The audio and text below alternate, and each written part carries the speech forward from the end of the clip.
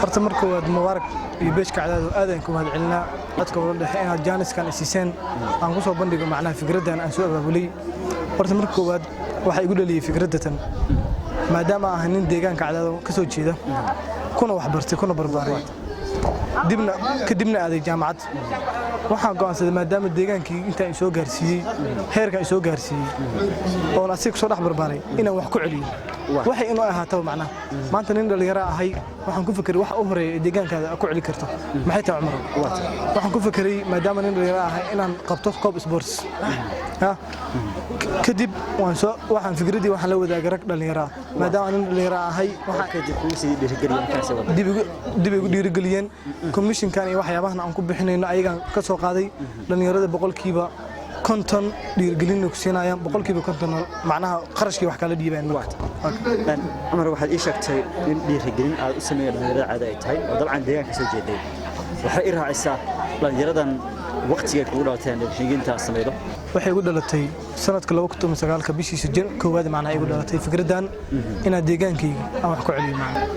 ma arkin dayac macnaha sportsiga laakiin waxaan arkay barnaamijyo macnaha horumarineed oo sportsiga u baahan yahay oo banaan fursadahan ka faa'iideysanay waxa sheegtay in dhaqaalaha ku baxayaan sidoo kale sida muuqata markii koob la qabanay lama horay dhaqaalaha helo ama lagu baxsho sidee markii dhaqaalahaas is leedahay waa ku soo aruuray ku fudaan kartaa ilaa dad kale waxay ramaan inay wadada maraan ay kulmaan dhaqaaluhu wuxuu ku fudaanayaa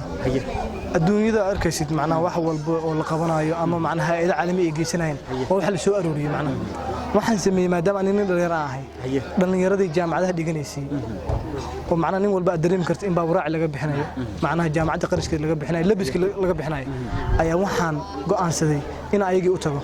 kadibna araada bal waxaas waalidkii ka soo qaadaan bal nafsadiina wax inta ka qabataan wax ku soo deeqasi deegaanka wax ugu celino ana ku raaciyo dadka aan macnaha wax ka soo qaadayo macnaha deegaanka kaliya cadaado ma sadhan waa dad Soomaaliyeed baa kamid arday aan waligeed macnaha deegaanka cadaado iman laakiin wadan jecel uu ku jiro ayaa macnaha kamid anigana waxyaabo igu dhali waxa kamid qof walba waxa haboon inuu deegaankiisa ka soo bilaabo horumarka si uu gaarsiiyo wadanka waa gartay koobkan waxyaabo xiisaha leh ee waliba soo raacida waxa kamid dadkan dabcan waa tusoo doona waa arki doonaan sida biladahan horteena taalo kale oo ah Crofski macnaha abaaminta gool hayaal siinayay gool dhalintii oo kale kabtii dahabkeed waadkii soo dartay markii ay waxyaabahan fikradahan lafteeda dheeraadka ah oo dadka uga faa'iideysay lafteeda bal waxay u sharciyeen qaabka aad ugu dhalatay mise horyaalada kala duwan ka soo taxaacday mise waxa aragti kale lagu soo kordhiyay waxyaabaha igu dhaliyay inaan biladahan keeno waxay tahay dunida markii kubadda la ciyaarayo